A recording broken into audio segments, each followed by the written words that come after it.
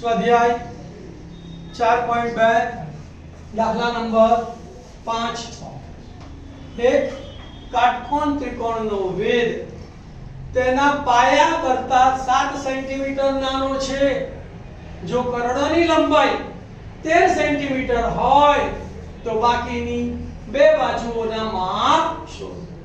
ધ્યાન આપો, કાટકોણ ત્રિકોણ એટલે પાયથાગોરસ, તેમાં વર્ગ આવે એટલે આ પણ ત્રિઘાત સમીકરણ. પહેલા આપણે આકૃતિ દોરી કે ધારો કે ત્રિકોણ ABC માં ખૂણો B કાટકોણો છે. ધારો કે ત્રિકોણ ABC માં ખૂણો B કાટકોણો છે. તો આ બંને કાટકોણો સમાવતી બાજુ છે, આને પાયો લઈએ તો આ એનો વેધ કહેવાય અને આ એનો કર્ણ કહેવાય. પહેલી શરત લખીશું ભાઈ કે વેધ પાયા કરતા 7 સેમી નાનો છે. હવે ધારવાનું કાં તો વેધ ધારવાનું કાં તો પાયો, ને શીખવાડેલું કે જે બીજું નામ હોય એ ધારવાનું બીજું નામ કયું છે? પાયો.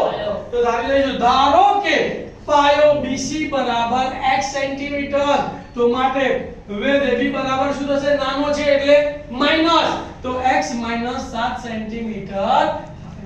રકમમાં આપેલું છે કર્ણની લંબાઈ 13 સેન્ટીમીટર, તો કર્ણ AC બરાબર 13 સેન્ટીમીટર.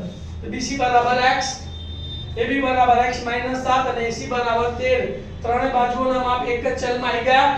તો હવે કયો નિયમ લેવાનો? પાયથાગોરસ. પાયથાગોરસનો નિયમ શું કહે છે?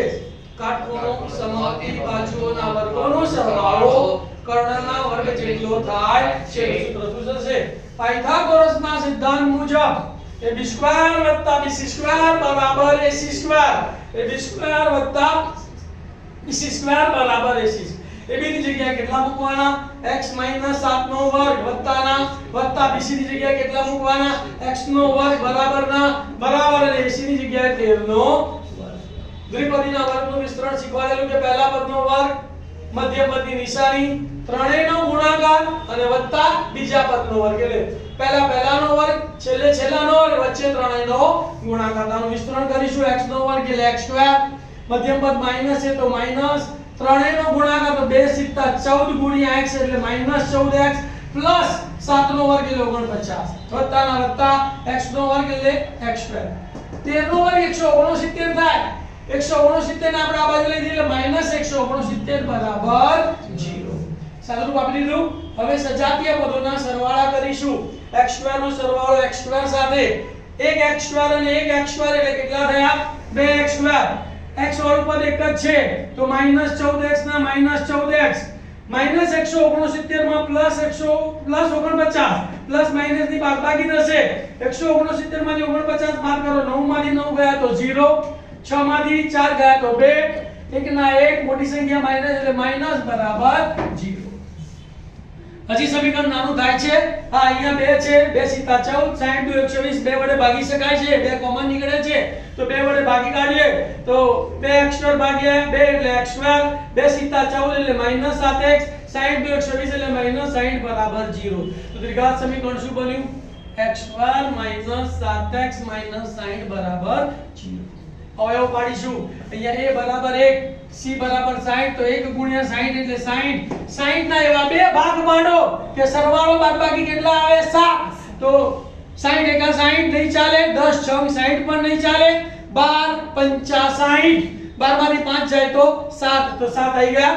એક ભાગ લખવાનો અહીંયા 12, બીજો ભાગ લખવાનો 5. આ બંનેની બાદબાકી કરવાથી 7 આવે છે ને, તો શું કરવાની? વિરુદ્ધ નિશાની. તો મોટી સંખ્યા, મધ્યમ પદ માઈનસ છે તો મોટી સંખ્યા -12, એની વિરુદ્ધ નિશાની +5. ચાલ અહીંયા x² છે, આગળ કોઈ સંખ્યા છે નહીં તો અહીંયા એક x લખવાનો, અહીંયા એક x લખવાનો, એટલે ડાયરેક્ટ અવયવ આપણને મળી ગયા. x - 12 x + 5. તો લખવાનું x - 12 * x + 5 બરાબર 0. બંને અવયવોને 0 સાથે સરખાવી x ની કિંમત શોધવાની. x - 12 બરાબર 0 અથવા x + 5 બરાબર 0. -12 સામે ગયા તો +12, તો x બરાબર 12, +5 સામે ગયા તો -5, x બરાબર -5. એક જવાબ પ્લસ આવ્યો, એક જવાબ માઈનસ આવ્યો. ત્રિકોણની બાજુનું માપ કોઈ દિવસ ઋણ હોય ભાઈ?